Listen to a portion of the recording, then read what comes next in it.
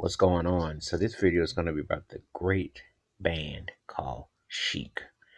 What can I say enough about the creativity of the great Nile Rodgers and the great late Bernard Edwards? Oh man, when I talk about Chic, man, there were many great R&B bands, and in all honesty, there was racism as far as the fact that these R&B bands never got their due because the funk was just too lethal, or they got labeled disco or this, and then they didn't have the same budget and the same experiences. And it's real. It's real. You look up R&B bands in the 70s and 80s and what have you, unless you crossed over, and that was a dangerous game because if you crossed over, it's hard to get back. But the thing about Chic, though, their groove and their rhythm and their timing was so impeccable and so meticulously precise that it was New York all the way. It had the swing of the 40s, the big bands, 20s, 30s, 40s, but had a modern connotation. It had a rawness to it. You couldn't really describe the pulsating beat, because, like, to be honest with you, Nile Rodgers and Bernard Edwards on guitar and bass, they were almost like, dare I say, they were like the Steph Curry, Klay Thompson, but that backcourt. They were like that backcourt of rhythm. You really couldn't. There have been great bands that had guitar and bass, but there was something about this Chic sound that is mind blowing. It's still hard to describe because the way they put so much ump into it. When you hear dance, dance, yowza, yowza, and by the way, that for tribute buffs out there, that's Luther Vandross singing yowza, yowza, yowza. That was bumping.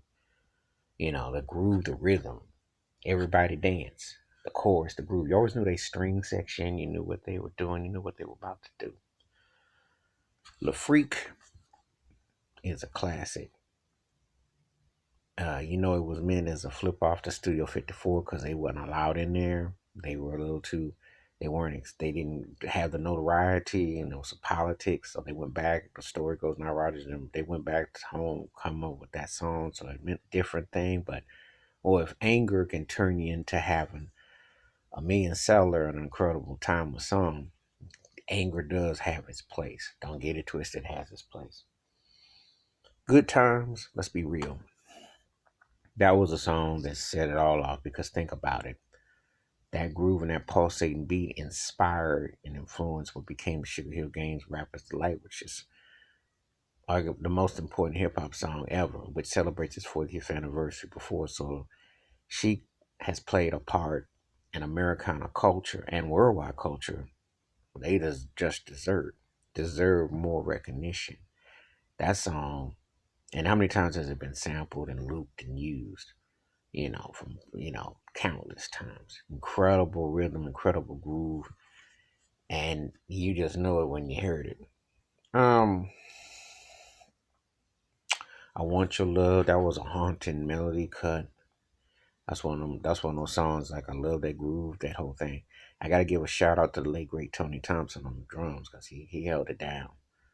I love the vocals, the harmony. The women that sung with them were great, talented.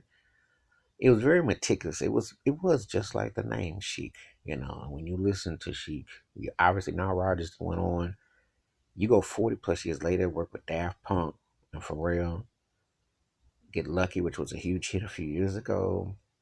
Now Rodgers' resume is lethal. I mean, he worked for Madonna on Like a Virgin now, which sold gazillion records, and David Bowie, Let's Dance, and all that, and Duran Duran, Notorious. So when you read about the Who's Who, did a remix to Reflex. So then him and Bernard Edwards, and they span off B. Edwards and Tony Thompson with the Power Station. But when you hear about the Chic sound and what they did with Donna Ross, brought her back when I'm coming out, and It's My House and all that, even though there was a dispute about the remix and stuff, but you hear the groove, you hear what they were about as artists and what they represented. But just sticking on the greatest hits right here. This here is a good collection of what made them one of the greatest, most important bands ever. And I did say ever, you know. Soup for One was one of my jams too. Love that song, very haunting groove, love that melody. I love it. They should be in the Rock and Hall of Fame like twice over. They've been robbed. And it's been a lot of politics because people are anti-disco, anti that. But you listen to the Chic sound you see where Nile Rodgers is still continuing the legacy and the impact and how it's gone all over the world, and a lot of records and a lot of people, a lot of depth to what made. So this is one of the most important musical acts ever. So put some respect by Chic's name. That's my take on that. Feel free to leave them comments, hit that subscribe button. I'm gonna have a good day. Peace.